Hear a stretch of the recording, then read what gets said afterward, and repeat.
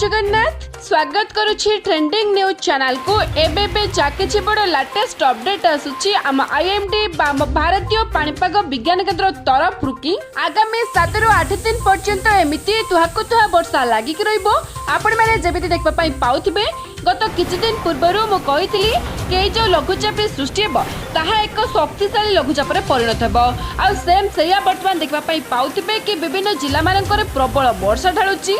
आग को आसंता 14 तारिख रे आउ एक लघुचाप जो सृष्टि होगा जाउछि ताहा केवल लघुचाप रे रहिबो नाही, बहुत अधिक घनीभूत होइकि ताक डिप्रेशन बा अवपातर रूप मध्ये नै पारे एवं परे परे आहुरी अधिक घनीभूत होइकि डीप डिप्रेशन बा गभीर अवपात रूप मध्ये नै पारे बोली आक्वा वेदर मुख्य जासन निकोल्स जा किछि वर्तमान सूचना देउछंती। तो डीप डिप्रेशन बा गभीर अवपात माने बात्यार पूर्व रूप आ जहार प्रभाव रे भीषण वर्षा सहित पवनर वेग मध्ये जोर धरिबो। तो प्रकृति रे ए जो लघुचाप प्रभाव रे आगामी केते दिन पर्यंत केउ जिला मानकर केते प्रबल वर्षा ढालिबो आग को आसंता 14 तारिख रे सृष्टि हेबाकु थिबा लघुचाप जाकि IMD DG Mrutyunjay Mohapatra already confirmation देई सारिछंती कि आसंता 14 तारिख रे आउ एक लघुचाप सृष्टि हेबो।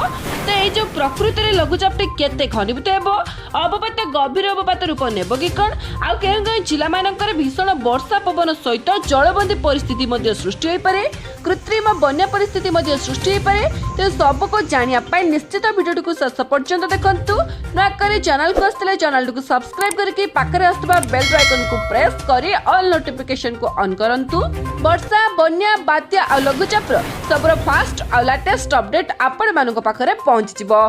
तो डेरी न करी आरंभ करबा कोन एबे जाकिछि बड़ लेटेस्ट अपडेट आसुछि आम आईएमडी बाम भारतीय पाणीपाग विज्ञान केंद्र तरफ आपण मैंने जमीती देखबा पई पाउथिबे जुलाई प्रथम सप्ताह एक लघुचाप एवं द्वितीय सप्ताह दुईटी लघुचाप ता माने ए जो लघुचाप जनित वर्षा हेउची एहा द्वितीय लघुचाप आ जहार प्रभाव रे वर्षार परिमाण किछि जिला मानकर अधिक मध्ये रहिछि आ विभिन्न जिला मानकर प्रबल वर्षा मध्ये ढाळुछि। उपकूल ओडिशा किंबा आभ्यंतरीण ओडिशा दक्षिण ओडिशा एवं पश्चिम ओडिशार अधिकांश जिला मानकर भीषण वर्षा ढाळुछि।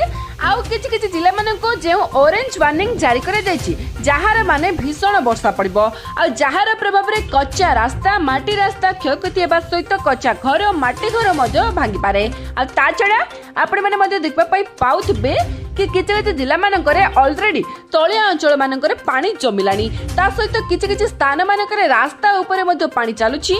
तो सबटु बड़ अपडेट जा किछि वर्तमान आसुछि हम आईएमडी तरफ रु कि आगामी 7 रु 8 दिन पर्यंत भीषण वर्षा लागिक रहइबो। एथि पई कारण उत्तर पश्चिम बंगोपसागर रे पुणी एक लघुचाप क्षेत्र सृष्टि होगा जाउछि आसंता 36 घंटा मध्यरे। किंतु ताहा केते घनीभूत हेबो डॉक्टर मृत्युंजय महापात्र तो सूचना देई नाहंती।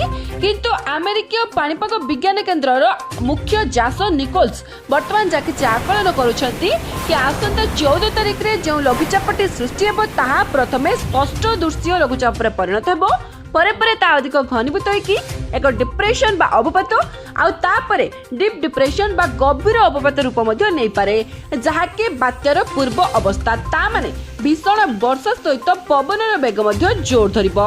स्पेशली संपूर्ण उपकूल ओडिशा ता सहित आभ्यंतरीण ओडिशा और दक्षिण आभ्यंतरीण जिला मानकर मध्ये वर्षा सहित पवनर वेग जोर धरिबो। तो सेति पई आपण माने निहाती अलर्ट रहंतु जानि कि रखंतु आसंता 24 रु 48 घंटा मध्ये जे जिला मानकर भीषण वर्षा पड़िबो।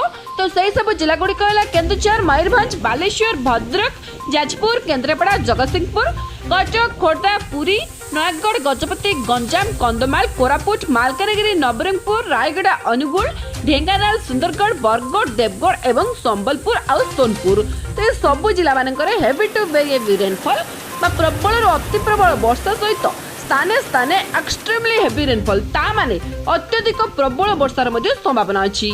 आ 14 तारिख रे जो लघुचापटी सृष्टि हेबो आ जहार प्रभाव रे बालेश्वर भद्रक जाजपुर केन्द्रापड़ा जगतसिंहपुर ता सहित संपूर्ण उपकूल ओडिशा सहित केन्दुझर मयूरभंज ए सब जिला मानकरे मध्ये भीषण वर्षार संभावना अछि किंतु ताहा केते घनीभूत हेबो आहुरी कें जिला मानकरे केते प्रबल वर्षा कराइबो तो जहाँ भी किछि लेटेस्ट अपडेट आसीबो आम वेदर फोरकास्ट डिपार्टमेंट तरफ संगे संगे मो अपलोड कर देबी आपण मानक पाखरे पहुंची जिवो सेति पई आम चैनल सहित नियति जड़ित होई गुरंतु वीडियो भलो लागिथिले समस्तक पाखकु शेयर करबा सहित समस्तक सचेतन निश्चित करंतु शेष पर्यंत वीडियो देखिथिबारु आपण समस्तक पुणी थरे हृदय सहित बहुत बहुत धन्यवाद। जय जगन्नाथ, वंदे मातरम।